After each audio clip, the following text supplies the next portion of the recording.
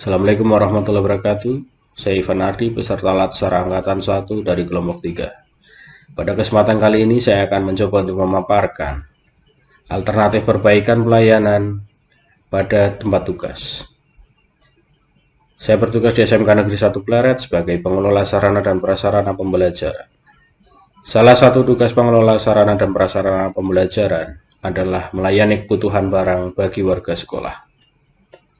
Hal yang perlu dijadikan perhatian terkait pelayanan kebutuhan barang bagi warga sekolah, yaitu mengenai data persediaan barang yang banyak tidak diketahui oleh warga sekolah, bahkan tidak ada yang mengetahui mengenai data persediaan barang tersebut. Jadi, sebagai contoh, apabila ada guru atau karyawan yang hendak mengambil buku tulis misalnya, setelah beliau sampai ke gudang, ternyata baru mengetahui bahwa jumlah persediaan buku tulis ternyata lebih sedikit dibandingkan kebutuhannya, atau bahkan tidak tersedia di gudang persediaan. Padahal kebutuhan akan buku tulis tersebut sangatlah urgent.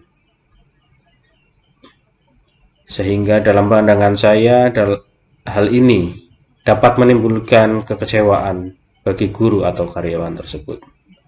Tentu saja hal ini tidak sesuai dengan nilai dasar dari komitmen mutu yang mengedepankan kepuasan terhadap pelanggan atau customer. Dari contoh kasus tersebut, langkah alternatif yang dapat dilakukan yaitu dengan membuat sistem informasi yang berisi tentang jumlah persediaan barang di gudang persediaan dan dapat diakses oleh warga sekolah. Dengan adanya sistem informasi mengenai ketersediaan barang yang dapat diakses oleh warga sekolah, diharapkan dapat meningkatkan pelayanan yang berkomitmen mutu kepada warga sekolah. Dari contoh tersebut tadi, apabila guru atau karyawan yang membutuhkan buku tulis tersebut dapat melihat daftar persediaan terlebih dahulu dan dapat mengetahui bahwa jumlah buku tulis yang dibutuhkannya tidak sesuai dengan jumlah yang tersedia di gudang, guru atau karyawan tersebut dapat mencari alternatif lainnya seperti ketersediaan bloknot maupun buku ekspedisi sebagai barang pengganti.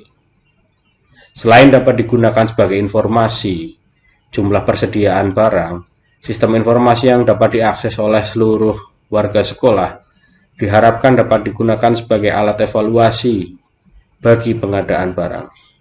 Jumlah kebutuhan terhadap suatu barang dapat lebih mudah diukur, sehingga dapat diketahui barang mana saja yang jumlah kebutuhannya banyak maupun barang mana saja yang jumlah kebutuhannya sedikit. Dengan adanya evaluasi kebutuhan barang, maka diharapkan kebutuhan barang warga sekolah dapat tercukupi dan tidak ada barang yang menumpuk karena tidak ada atau hanya sedikit yang membutuhkan.